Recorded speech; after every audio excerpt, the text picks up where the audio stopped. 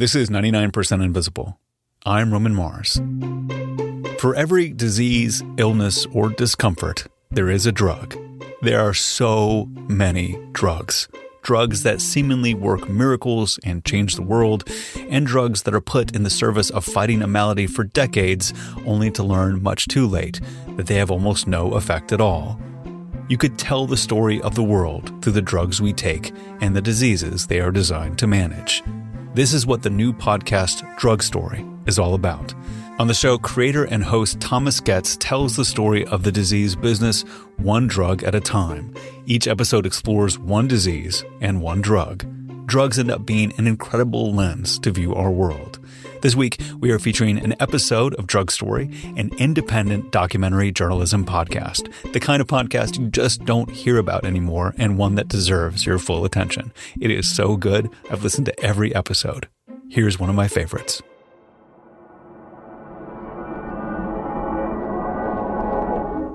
Imagine living with constant itching that never stops, or slowly losing your sight, not because of age, but because of a simple fly bite.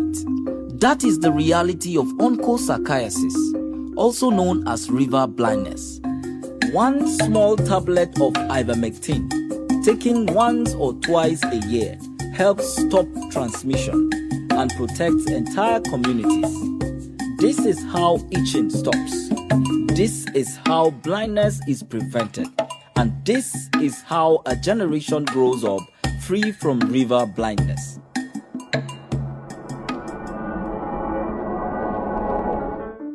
Imagine that you are a worm. A very specific kind of worm, Onchocerca volvulus. Your goal in life, your mission, your only purpose is to worm your way into the human body. You are a parasite. You need the human body to survive and to thrive. Humans, perhaps understandably, do not care for you.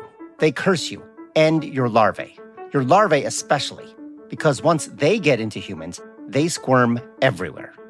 They crawl into legs, and they cause unbelievable itching, horrible, infernal itching. And when they writhe into the eyes, humans go blind. For centuries, there was nothing humans could do but spite you. But then they found a pill, a horrible pill that kills your darlings. This pill, Ivermectin, makes life very difficult for a parasite. Welcome to Drug Story. I'm Thomas Getz.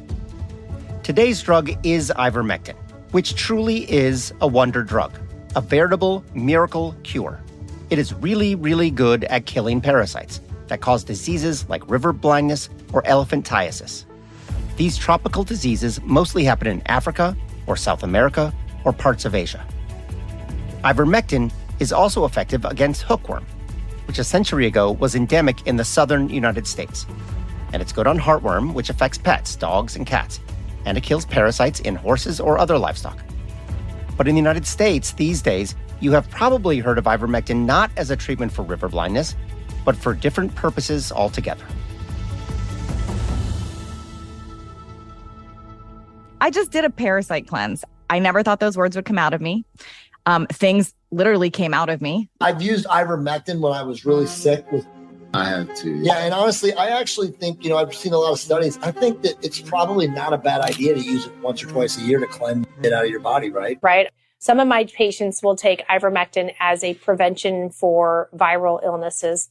Totally fine, totally safe. I use ivermectin for 12 by 12, 7 days, which is every 12 hours, 12 milligrams for 7 days. And the reason is all the literature that's coming out about ivermectin as an anti-cancer. You know if you have a hidden parasite and how do you get rid of it. They recommend doing a parasitic detox, which you should talk to your own doctor about because I am not licensed to practice medicine, but I do take a form of ivermectin and fenbendazole.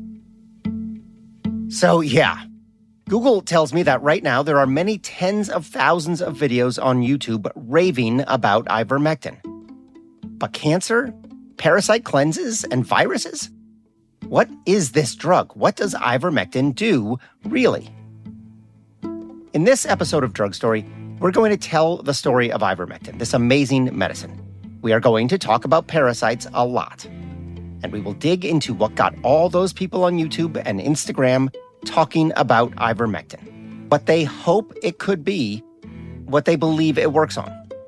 Not just parasitic diseases, but viral diseases like COVID, or even cancer. Which would be great if there's, evidence that it actually works for those other diseases. So we're going to explore that today with an open mind, an open notebook, and an open door to science in the drug story ahead. We tell each episode in 3 parts: the diagnosis, the prescription, and side effects. This is part 1, the diagnosis, where we explore the disease behind the drug. Or in this case, the diseases, because ivermectin is proven to work on many diseases with one thing in common. They are caused not by a bacteria or a virus, but by an animal, a parasite. Oftentimes, it's a type of worm called a helminth. Now, technically speaking, a parasite is an organism that lives inside or on another creature and feeds off of it. A tick is a parasite, so are lice, as is the tongue-eating louse. That's this little crustacean. It's a relative of the shrimp that swims into a fish's gills, winds its way into the mouth, and then eats the fish's tongue. Yeah. And get this, it then takes the place of that tongue. It lives there in the mouth, helping the fish eat just as a tongue would, but taking a nibble of food every now and again. That, my friends, is a parasite. There are thousands, maybe millions of parasites on Earth. Yeah, it just makes your skin crawl. In fact, there's actually a condition called delusional infestation, also called delusional parasitosis, where people are convinced that they have parasites. You might feel a bit of this right now, feeling like something is crawling on your skin, under your socks, maybe under your shirt. It's a little itchy. And no, a parasitic cleanse is not the answer. There is no evidence that those cleanses work. If you really think you have parasites, go see a doctor. Do not DIY this. Anyway, parasites have been worming their way into the human body for as long as there have been humans, even before. Just as fish and birds and dogs and horses all get parasitic infections, so do we. Many of these parasitic diseases started in the tropics. Since about 1492, basically over the past 600 years of conquest and migration and slavery, parasitic diseases have spread around the world. Parasites are everywhere. Here's a factoid. The U.S. Centers for Disease Control and Prevention is based in Atlanta, Georgia, because 75 years ago, parasitic diseases were common in the Deep South. It was mostly malaria, but also hookworm. In fact, let's start our tale there, in the southern United States, with a story about hookworms, circa 1900. Charles Stiles was born in New York and educated in the zoological sciences at the finest institutions in Europe. Stiles was particularly interested in parasites in livestock, like trichinosis in swine and tapeworm in cattle. At the time, the study of parasites, this is called parasitology, this was a brand new field of medicine. Parasites, it was discovered, caused diseases like giardia and malaria, and compared to bacteria, parasites were easier to find, sometimes even visible to the naked eye without a microscope. But that did not make them any easier to deal with. So, around 1900, Charles Stiles took a job as the chief zoologist for the U.S. Public Health Service. And when he heard about health problems in the American South, anemia, stunted growth, he had a hunch that parasites were involved. So Stiles began to research, well, there's really no other way to say this. He went on a study of human shit across the South. He took stool samples from everyone willing to let him. And soon he had definitively identified hookworms as a cause of widespread malaise. Based on his poop studies, he estimated that around 40% of Southerners, whites and blacks, almost always poor, they carried hookworms. He called these parasites Necator americanus, which translates as American murderer. This was a misnomer, actually. People rarely die of hookworm infections, but hookworms did make daily life much, much worse. At the time, this was the first years of the 20th century, to be poor in the South meant almost no sanitation. No running water, no toilets, often no outhouses. People pooped, well, wherever, in the woods, behind bushes. And most poor people went without shoes, children especially. It was just easier that way. Shoes cost money. These were ideal conditions for the hookworm to prosper. Let's start in the dirt. Hookworm larvae live in the soil and burrow through to reach their target, human feet, where they quickly slip into the pores of bare skin. This might cause a rash. It was called ground itch. But the worm is in. The larvae, which are super tiny, scarcely visible to the human eye, they then wriggle their way into blood vessels and enter the bloodstream. And now the ride is on. The larvae flow to the heart and they are pumped out into the lungs. This usually causes a cough, which is just what the hookworm needs. Because with every cough, the hookworm is forced out of the lungs into the mouth. And then, gulp, swallowed. And now the worm is home free. In the small intestine, the worm latches onto the intestinal wall. There it feeds on blood and grows to just half an inch long at most. From there, the adult worm produces more larvae, which are expelled with a stool into the dirt past the bush, where the worms wait for other feet to pass by. And so the cycle continues. But let's hook back, to the adult worms back in the intestines. As they fester, sucking the blood out of their host, hookworms cause anemia. That is a severe and chronic iron deficiency caused by blood loss. Symptoms of anemia are weakness and extreme fatigue. The English language is full of words to describe this. Indolence, sloth, lethargy, lassitude, laziness. In 1902, at the Pan American Sanitary Congress in Washington, D.C., Charles Stiles announced his discovery. And he noted that there might be a connection between this hookworm, the American killer, and the characteristic state of southern lassitude. And that became front page news. The headline in the New York Sun screamed, "Germ of laziness found." At the time, this stereotype of a lazy Southerner, especially white Southerners, it was commonplace. As the North expanded in a frenzy of industrialization, the South was still overwhelmingly rural. Poor white Southerners were scorned as unmotivated and slow. And the stereotype lined up neatly with racial slurs about lazy black people. And that has been an even more enduring smear. So Charles Stiles had found his cause. But what about the cure? Once the germ for laziness headlines faded, no one seemed that interested in following up on Stiles' work to do anything about the hookworms.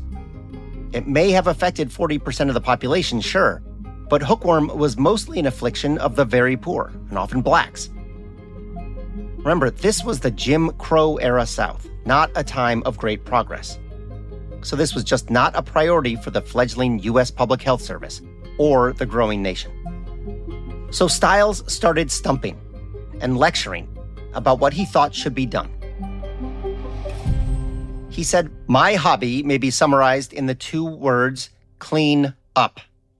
In our filthy American habits of daily life, I see the cause of more preventable sickness and preventable death than I do in any other one factor." Eventually, in 1908, Stiles hooked up, with advisors to John D. Rockefeller, the founder of the Standard Oil Company and the richest person in the United States at the time. Rockefeller was interested in putting his wealth towards philanthropy, and Stiles' work fit the bill. Soon, there was a Rockefeller Sanitary Commission dedicated to eradicating hookworm in the southern United States. This would later become the Rockefeller Foundation. Stiles and the Rockefeller team identified 3 strategies to fight hookworm. First, infected people were to be treated with thymol. This was a naturally occurring chemical used as a disinfectant, and Epsom salt to kill and purge the worms. This involved a lot of vomiting and diarrhea, but It usually worked to rid a body of worms within 24 hours. Second, they went on an outhouse building campaign. One estimate at the time held that 35% of white households and 75% of black households had no privies. That would have to change. The goal was to build an outhouse for every home with a pit at least 4 feet deep. Third, shoes. Now, this was a big cultural change. Children in the South rarely wore shoes, especially in the summer. But shoes keep the worms out. The hookworm campaign quickly took off. State governments got engaged. With Rockefeller money, many Southern states established sanitary commissions and better state departments of health. Soon, there was talk of an expanded national public health service, one that could build on the success of the hookworm campaign and advance sanitation and healthcare across the land. The Rockefeller Coalition framed this as a movement for the conservation of country life. But they were really demanding that people change how they lived, where they lived, what they wore, how they ate. Change was the only way to keep disease at bay. And many people did not like all that change. Enter the National League of Medical Freedom. This opposition group condemned scientific medicine, arguing that people should be free to pursue whatever form of treatment they believed best, and that the federal government should steer clear of endorsing certain kinds of medicine as more worthy than others. The League was funded by homeopaths, osteopaths, and others in the alternative medicine business. At first, it worked. The League and a successor group, the American Medical Liberty League, they managed to delay approval of what was called the Medical Octopus, a stronger national health organization. But by the time of the New Deal and more effective drugs and treatments in the 1930s, the opposition faded, though it did not disappear.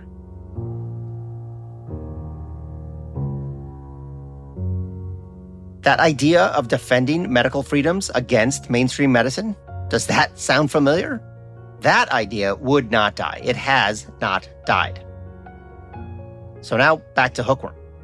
That was eliminated in the southern U.S. more or less by the 1950s, though it's not entirely gone from the South. And it still appears in dogs and cats and horses nationwide. And hookworm is still sadly common around the world. Which takes us to another worm. Let's follow our drug story to Africa to meet another parasitic disease, river blindness. In the villages of sub-Saharan Africa, in countries like Ghana, Nigeria, and Cameroon, people depend on rivers because that is where the food is, where the water is. That's where the work is.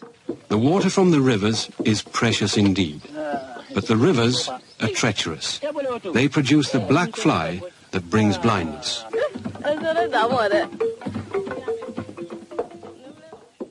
That's from a 1983 documentary about river blindness. The black flies bite, and when they bite, they transmit the larvae of a worm called Onchocerca volvulus. The worm grows and breeds under the skin. The human body generally tolerates the adult worms with a low immune response. But when the baby worms, the larvae, get into the eye, a more intense immune reaction can cause inflammation, and that leads to blindness. River blindness itself is rarely deadly to individuals, but it can prove fatal to a family or to a village, because blindness often comes to men and women in their prime productive years. Sons or daughters must drop out of the workforce to care for a blind parent. Marriages and parenthood are less common. Eventually, young people flee the village. For decades, there was little to be done for onchocerciasis. As many as 20 million people were infected with the parasite worldwide, and hundreds of thousands were blinded or had impaired vision because of the disease. In the 1970s, the World Bank began using DDT and other insecticides to kill black fly populations in West Africa. This worked in places, but it was terrifically dangerous to the environment and to human health. And then, in 1981, a new drug appeared that might work for river blindness. And for other parasitic diseases too, including hookworm. This was ivermectin. And we'll get into that after a break in part 2.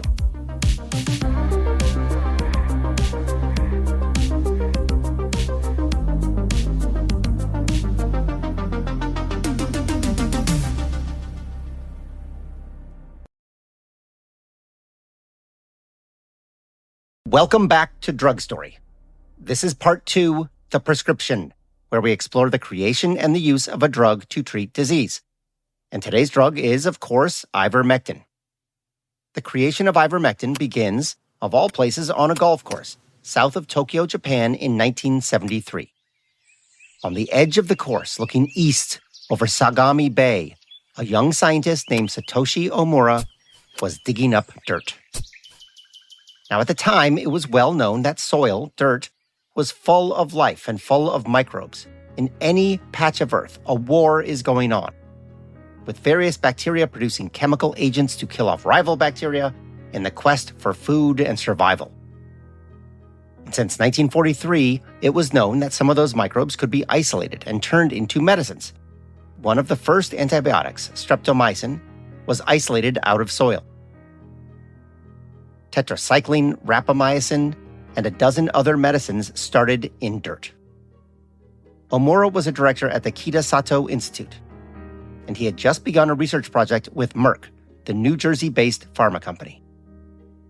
Part of Omura's habit was to carry sample bags with him, so that when the mood struck him, he could shovel up a soil sample for testing later. The sample from that golf course was just one of 40,000 cultures isolated in Omura's lab. The promising ones were then sent overseas to New Jersey. And exactly one turned out to have an anti-parasitic effect. It killed worms. For the next few years, the Merck team, led by William Campbell, they sweated the stuff, trying to create a stronger brew of this microbe. They tested it against various pathogens, from bacteria to parasites. And after countless experiments, they had ivermectin, a drug that worked reliably and consistently to kill parasites in livestock. In 1981, ivermectin was approved for use in animals to kill various kinds of parasites: mites and ticks and roundworms and hookworms and heartworms. Merck would make a lot of money this way. But parasites were also a problem in humans, particularly in less developed countries. So that same year in Senegal, Merck began testing ivermectin in people for the prevention and treatment of river blindness. And those experiments worked too. Ivermectin was approved for use in humans in 1987. But who would pay for the drug? It would be no small expense to manufacture and distribute the drug to hundreds of millions of people worldwide. So Merck did something remarkable. The company agreed to give away the drug for free, as much as needed and as long as needed, as the company's chairman said at the time. Within a few years, ivermectin was being distributed to whole villages, whole countries. Soon, people started returning to the rivers in a land rush, as villages and communities were reborn with hope. And then another triumph. In the mid-1990s, ivermectin was proven effective for treating lymphatic filariasis, another widespread parasitic disease, in this case, worms delivered by a mosquito bite. This disease afflicts 100 million people and causes chronic swelling in the limbs and genitals, leading to horrible conditions like elephantiasis. Again, Merck donated the drug for free. 40 years after these triumphs, we now know that ivermectin works against a great many parasites. And it is easy to take, just 1 or 2 pills a year. It gives countries a fighting chance to push back on disease and to reclaim land that has been abandoned due to infestation. To date, 5 countries have eliminated river blindness outright, and several more are really close. And all along, Merck has sold the drug under the brand name HeartGuard to prevent heartworms and hookworms in dogs. These products quickly became the top-selling veterinary medicines in the world, earning more than $1 billion annually. So yeah, Merck made their money, as they deserve to. And in 2015, Satoshi Amora and Merck's William Campbell were awarded the Nobel Prize in Medicine for their discovery of ivermectin. Parasites are not generally regarded as being lovable. When we refer to people as parasites, we are not being complimentary. Here is Campbell accepting the honor. We tend to think that a parasite is the sort of person who goes through a revolving door on somebody else's push. This is unfair. It's unfair to real parasites, to the innumerable and influential parasites from the world of nature. Your Majesties, Your Royal Highnesses, Your Excellencies, ladies and gentlemen, it is time for parasites to get a little more respect.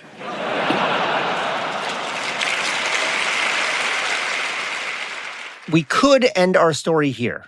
A miracle drug, a Nobel Prize, millions of lives improved, billions of dollars earned. Somehow everyone is a winner. What a story. But that is not where this drug story ends. Because here, our story takes a turn. Growing concern about a new and rare pneumonia-like virus that has caused at least 2 deaths and has spread from China to other countries in Asia. The Centers for Disease Control and Prevention has confirmed the first U.S. case has been detected in Washington state. This is truly an unprecedented situation. This virus doesn't discriminate. It attacks everyone. I want every American to be prepared. In late 2019, a new disease emerged, COVID. And suddenly, ivermectin was front-page news.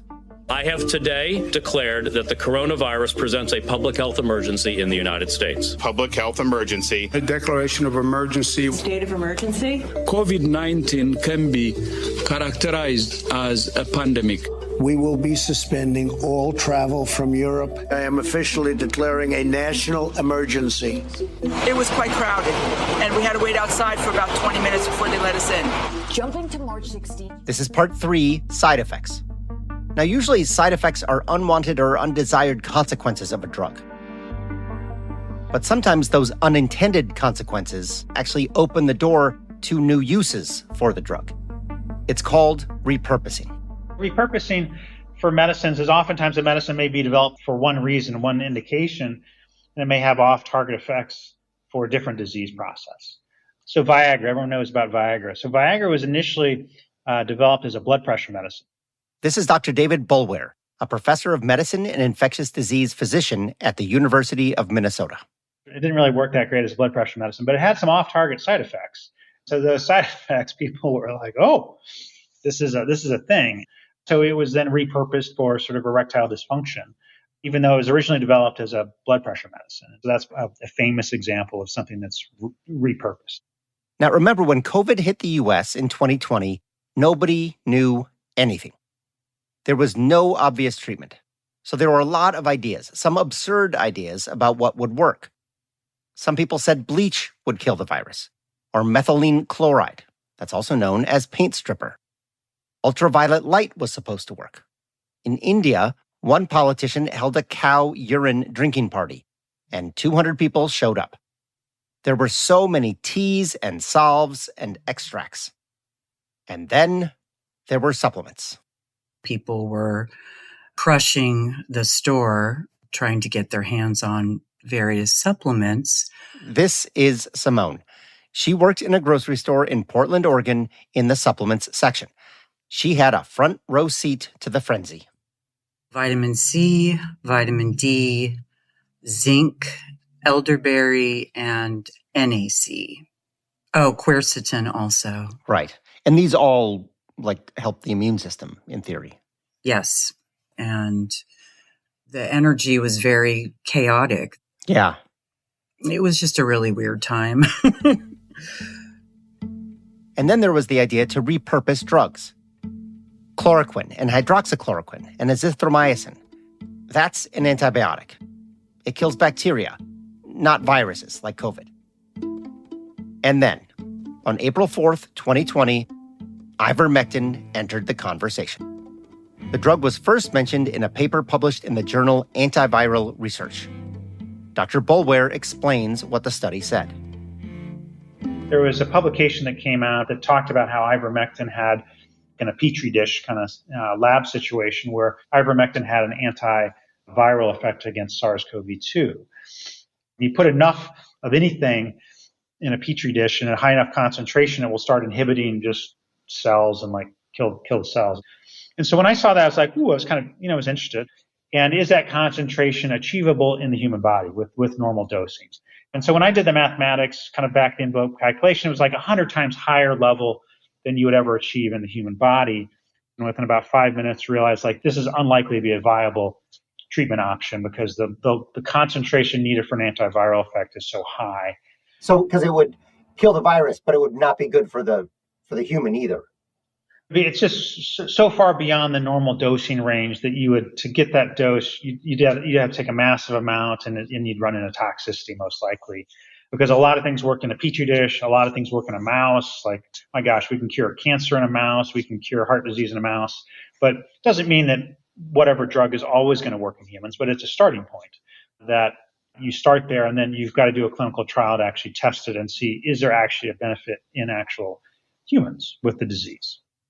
Now, Dr. Boulware and others spotted this right away, that it would take a huge dose, a dangerously huge dose in humans to have the same effect. That was a pretty significant limitation, basically a disqualifier. But it was lost in the heat of the moment. And the media was all over this study. One headline said, ivermectin kills COVID in 48 hours.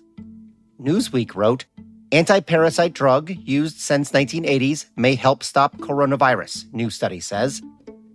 Okay, that was not what the study said. But so it goes.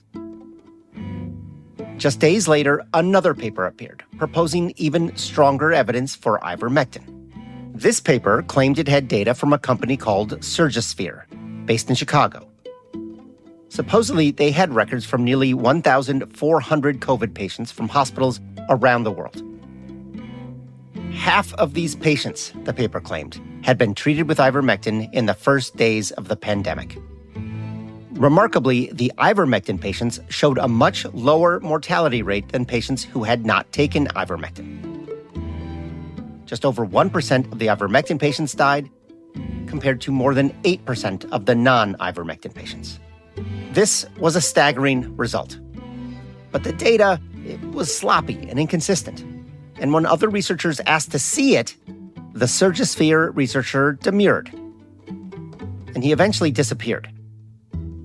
It was all fake. All made up. The doctor behind Surgisphere, Sapan Desai, he was discredited. He holds the dubious honor of being among the first hustlers to try to exploit COVID for fame and fortune. The only trouble was that the headlines were already out there. These two papers and others published with fake Surgisphere data, they have been cited by other researchers thousands of times. The damage was done. Here's a Senate hearing from December 2020 into quote-unquote hidden treatments for COVID, convened by the Honorable Ron Johnson of Wisconsin. We are now in December. This is 3 to 4 months later. Mountains of data have emerged from many centers and countries around the world showing the miraculous effectiveness of ivermectin. It basically obliterates transmission of this virus. If you take it, you will not get sick. The speaker was a Wisconsin doctor named Pierre Corey. In August 2023, the American Board of Internal Medicine revoked Dr. Corey's board certifications for spreading false or inaccurate medical information. So what did those mountains of data actually say? Well, turns out Dr. Boulware was among those doing the hard work, away from the TV cameras. And I got involved with something called Active 6, which was a public-private partnership. It was sponsored by NIH and was run out of Duke. It's a co-chair. So we looked at ivermectin, we looked at fluoxetine, we looked at inhaled steroids that are used for asthma. We did sort of the normal dose of ivermectin, 3 days of ivermectin early in treatment to see, could you reduce the rate of hospitalization and could you get better faster? There were 3 trials I was involved with, over 1,000 people per trial, and basically no statistical benefit over placebo. And no, you can't be like, oh, you just need more people, because there was no benefit whatsoever. And so for me, after the first trial, I was like, okay, I'm pretty convinced. And then the second trial, I was like, well, I'm pretty convinced. But then they say, oh, no, higher dose. So we use a higher dose. And it's like, okay, third trial, higher dose, longer duration, and there was no benefit whatsoever. And so to me, I thought that kind of closed the door on it. And that was in 2022. But still, people are still talking about it, still promoting it. And it's bizarre to me because it's one thing up front when we didn't know and there was some prelim data that suggests, maybe this is beneficial. But you've got multiple trials, you kind of need to move on to something else. Usually for most physicians, I don't really have any vested interest in drug X or drug Y. I just want to know which one works better. And so, most people just kind of moved on. But some people were really kind of enamored with it and kind of stuck with things that didn't make any sense scientifically long after the data suggested they should have moved on to something else. So, no effect on the RCT placebo-based trials. But they did see something interesting when they did not use a placebo. What's called an open label study, where you can actually see what you're taking. When you did an open label, what's from an open label study where they got an inhaler versus they got nothing, there was a benefit. And so kind of psychologically, this also speaks to why if you give any medicine, particularly in COVID where the vast majority of people are going to get better, people think they got better because they got the medicine. And so on the individual patient perspective, even if you give them medicine that doesn't have any benefit, they're going to feel better faster than if you give them nothing, which is kind of interesting. It's the placebo. Right. Yeah. So it's a real effect. It's just not the medicine. Yeah, it's just not the medicine. But it's and it's like the power of thinking, but it's, the placebo effect. So it's a real thing. This is an important finding because in the real world, this is how people were taking medicines, all sorts of medicines, including ivermectin, and open label. They saw the label, they took a dose, and a lot of them felt better. Here is Simone again. This is the woman who managed supplements at the Portland grocery store. She went to a naturopath with her husband before she got COVID. I knew that I wanted to have ivermectin on hand, but it wasn't super easy to get a hold of. And he was able to get a prescription at a compounding pharmacy. Can you walk me through kind of what happened when you first got COVID? My husband had just had a knee replacement surgery, and the next day is when I came down with COVID. And so I was very out of it for the first 24 hours. I literally just slept. By day 3 of the incredible body pain that I was experiencing, and within a couple hours of taking just the one pill, I just felt amazingly improved. Probably, 80% of the body pain had gone away. It was just pretty mind-blowing, actually. I would take it again. Now, I want to say, I appreciate Simone's perspective and her willingness to share her story. She did not have to, so I am grateful to her. And I think her experience shows how hard this is to figure out. She had COVID, she took ivermectin, and she got better. She believes ivermectin worked for her, and she has reason to. As Dr. Boulware explained, sometimes it just works that way. But there is a difference between experience and evidence. And during a global crisis, it can be really difficult to let the science play out. To me, COVID was just a heartbreaking time. Not just because of the 1 million people in the US who died of the virus, or the 7 million who died worldwide. What breaks my heart 6 years later is how COVID broke the trust between government and the citizens government should serve. Between science and the people science is trying to help. Between public health and the public. COVID was certainly not the only factor at work. But man, did it do a doozy on the trust people put in each other and in our institutions.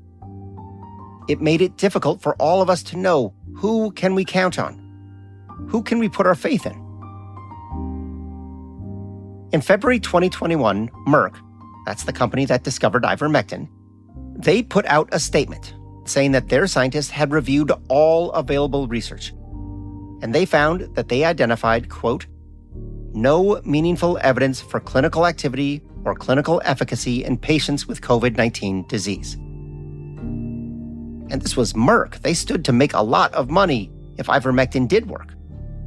And then in September 2021, there was a statement from the American Medical Association and the American Pharmacists Association.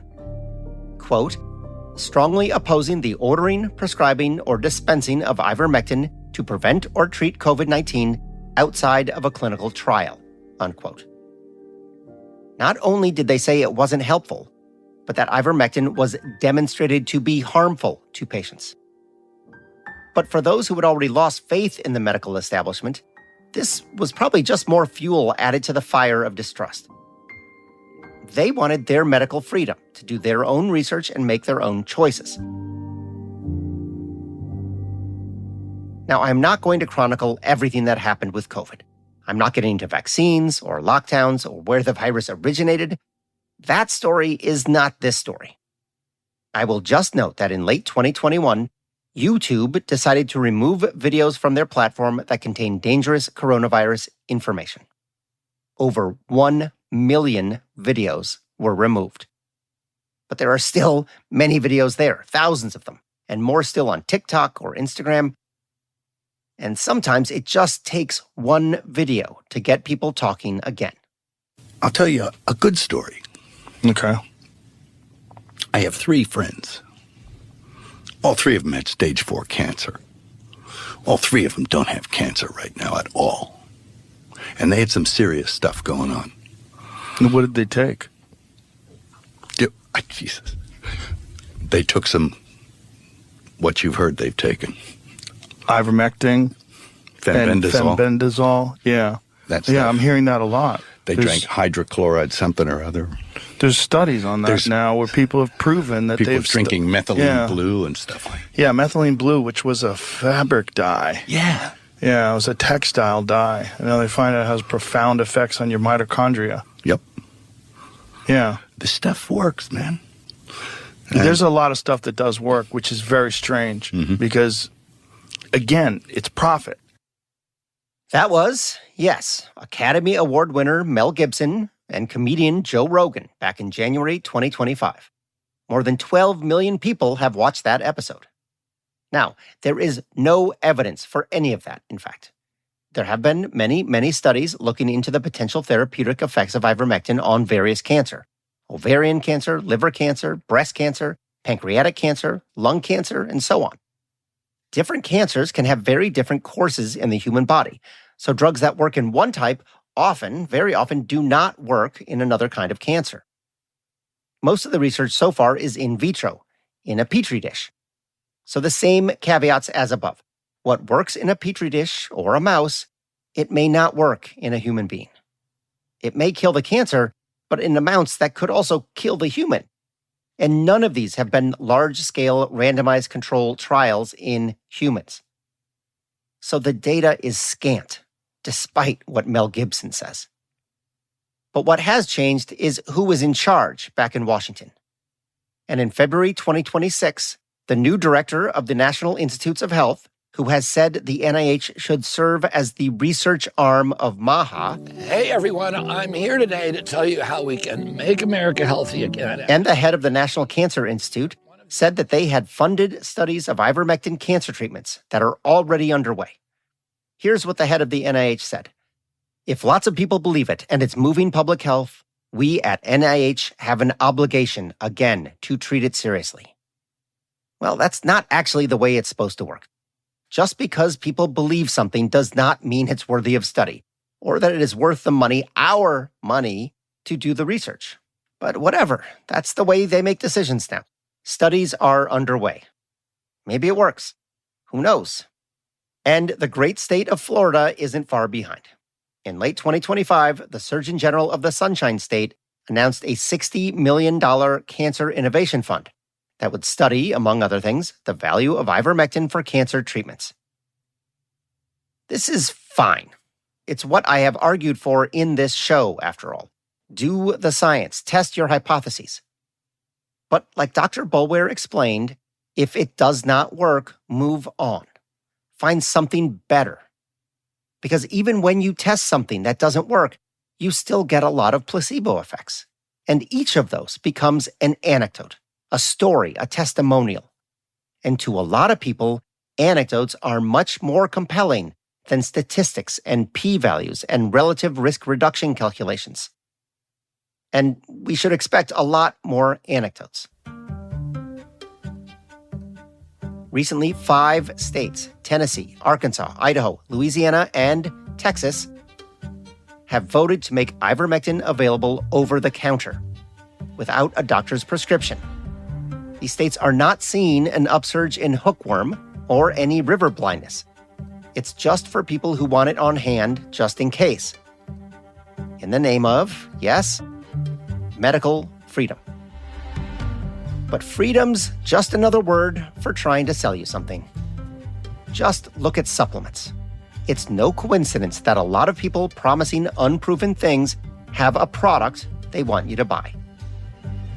This idea of evidence, of validity, it matters because when doctors or scientists say something doesn't work, they are not trying to deny people access to something. They're not trying to hide something. In fact, they're trying to find something that works. And they're generally trying to save people from wasting time and money and hope. And hope is particularly precious here because disease makes people desperate. And nothing is more valuable in desperate times than hope.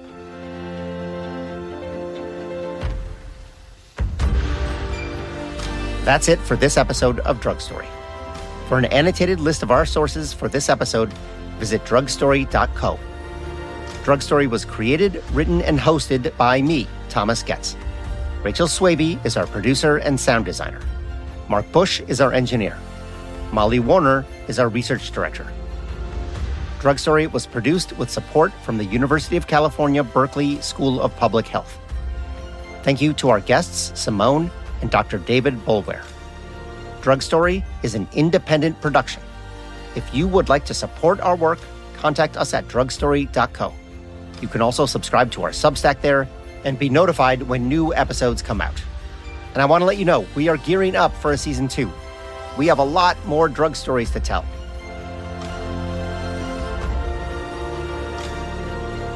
This episode of Drug Story might cause itching, scratching, and Googling of terms like delusional parasitosis.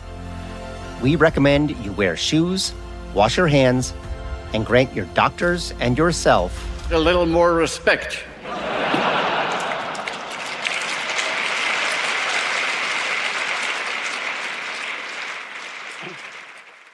You can listen to all of the first season of Drug Story at drugstory.co.